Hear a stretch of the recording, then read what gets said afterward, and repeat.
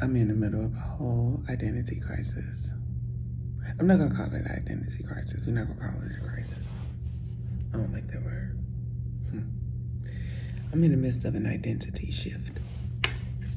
And it's wigging me out because I'm aware that I'm changing, so I'm watching it happen.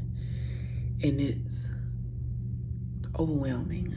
It's beautiful, but it's overwhelming. I've been a weed smoker since I was 17 years old. I became a daily weed smoker during the pandemic. Just all of a sudden, I was smoking every day. So for the last 4 years, I've been pretty much a daily smoker, with the exception of the time that I was pregnant with Wisdom, and shortly after her birth. I've had debates in my head about whether it was right or wrong and all this stuff. And in the universe, the reality that I live in, everything is neutral. So it's not that it's a bad thing to consume marijuana. It isn't. However, I don't like smoking anymore. I used to like smoking, pretend like this is my J. I like the hold of it. I like the holding in my hand. I like the going back and forth motion. I like all of that. What I no longer like is the burning sensation in my throat. I don't like the tar that's in my nose. I also really don't like the taste. Like the taste of smoking. I don't like the way it feels in my body. And with me being a nurse practitioner, I know that it's creating an acidic environment, and I've been feeling kind of achy, and I'm not a person that feels achy, and I don't like that. I'm 46 years old, so I've decided to become very celebratory about what my body can do. That's an old day to Kevin Gates. If you know, you know. And so it's like the smoking itself no longer fits in my lifestyle, nor is it what I want to do anymore. It's just having this discussion is wigging me the fuck out.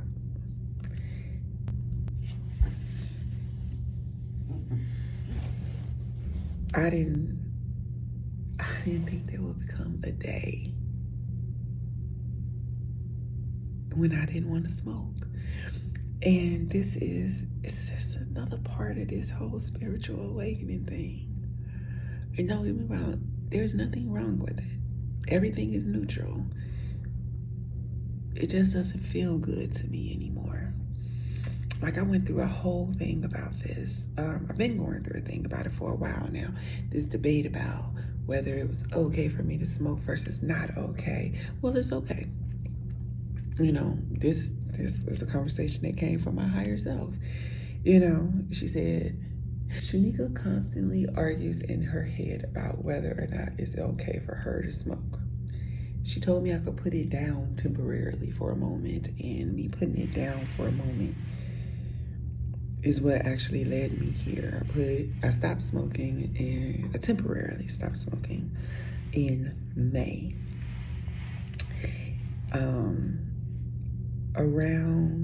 I noticed that it took a while for my thoughts to become clear again. I did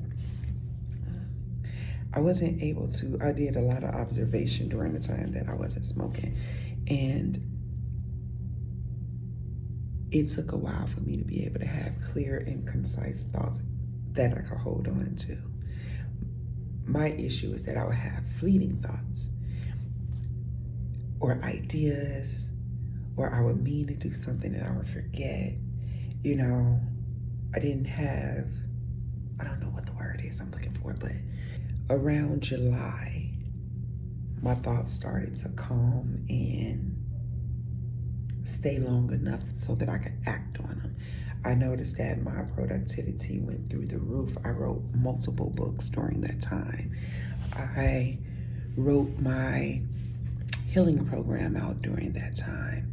And I underwent some stressful shit during that time, and I did not lose my fucking mind. I don't think I cussed anybody.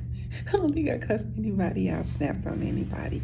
I did spend an extreme amount of time alone during that time. I did a tremendous amount of meditating, journaling, planning, brainstorming. I followed through on many of the things that I'd wanted to do or desired to do for my business that I just hadn't done. Nothing was stopping me from doing these things. I just hadn't done them. It was always I'm going to. And during that time where I stopped smoking marijuana, I was able to focus and get those things done. Around August or so, I started back dreaming. My dreams had stopped.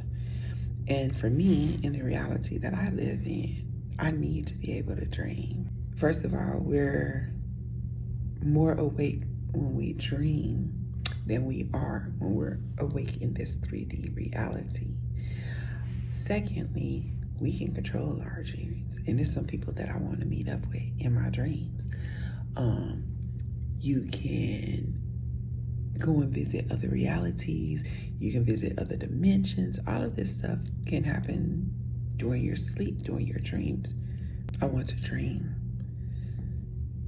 When I stopped for that time, I met up with my grandma. Me and my grandma had an entire conversation about what needed to be done, how, what, when, where, why. It was vivid. You know, my grandfather has transitioned, and I got a feeling there's a conversation that's to be had there. I don't like the way that it feels in my body when I smoke. Smoking causing acidity. Let's see. I know that when fire touches marijuana, it turns into other chemical compounds. That's just a natural chemistry reaction. Smoking makes body acidic. Oxidative stress. Uric acid levels, duh. So it says it don't make the body more acidic, but it does. Because if you're increasing your uric acid level, it masks ketoacidosis, lactic acidosis. What's lactic acidosis? That's probably what I've been feeling in my joints, because lactic acid is what makes your joints burn when you work out. And it occurs when lactic acid builds up in the blood. It can be caused by, so what the fuck they mean that it doesn't cause acidosis? It clearly causes acidosis. But anyway, I've been feeling it. I feel it in my lungs. Like I feel short of breath. Because of course, smoke is not supposed to enter the body at all. It's not supposed to be in the vessel. Again, nothing against the use of marijuana. I'm changing. If I consume at all, it would be the method under which I consume. But nevertheless, I'm having challenges. I'm not gonna say I'm having challenges. I'm wigged out by this identity shift that's happening within me.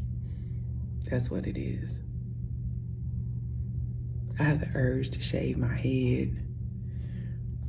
I'm doing it today. I was supposed to do it last night, but I got sleepy and went to bed. It's just,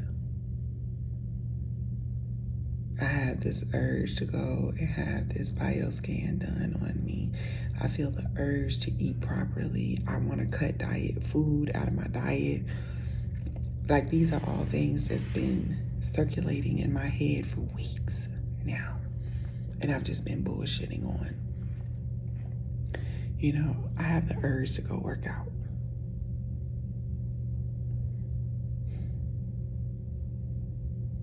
I have the urge to go work out. I have the urge to stop smoking. I have the urge to shave my head. I have the urge to have this bioscan done.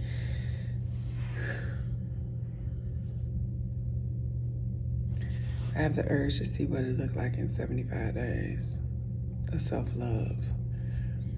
And self-love consists of me right now not smoking marijuana. And I never thought that I would say those words. I feel like I should get some Boys to Men.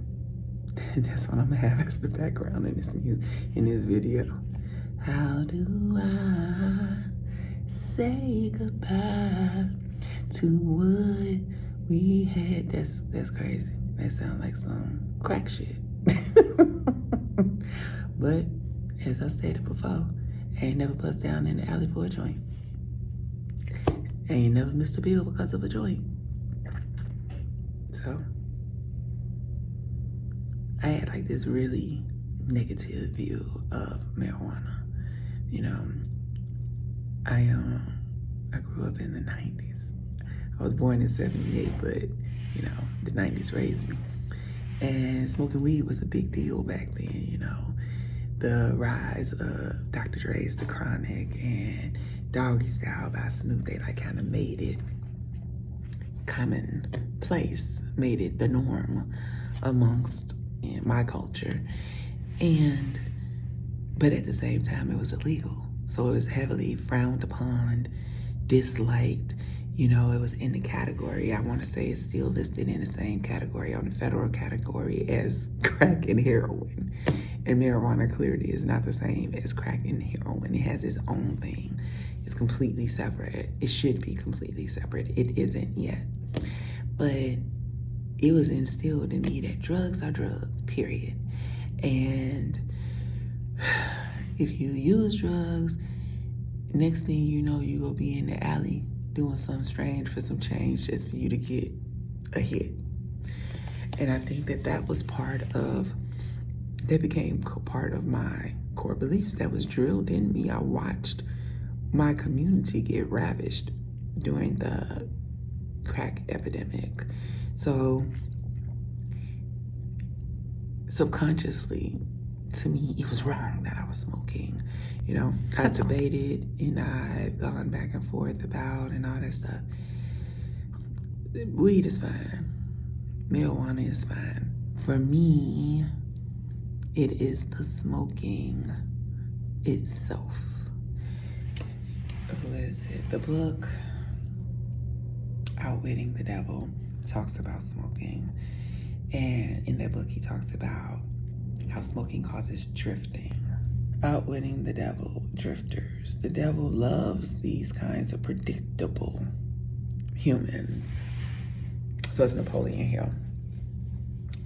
I always mix him up with Neville Goddard. Those are two of my favorites. But anyway, in Outwitting the Devil, Napoleon Hill defines a drifter as someone who is unable to think for themselves and is controlled by outside circumstances. Drifters are said to believe what they hear on the media, consume unhealthy food and drinks, poison their environment with toxic chemicals, follow the advice of modern medicine, work harder to get out of thinking than to earn a good living,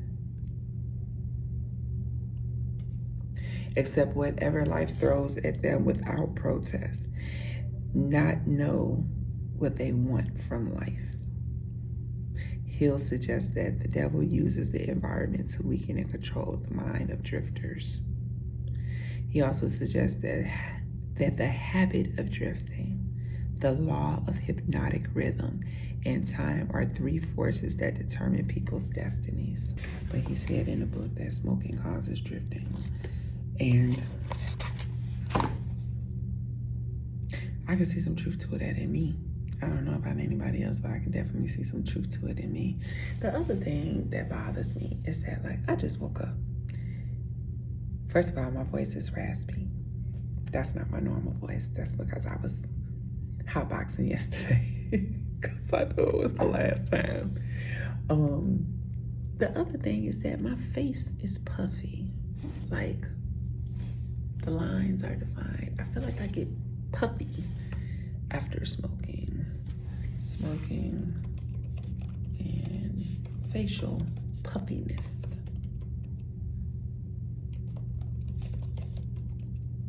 In the morning.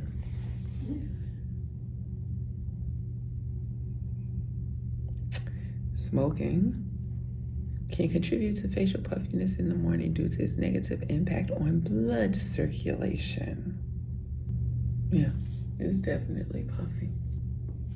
But anyway, peace.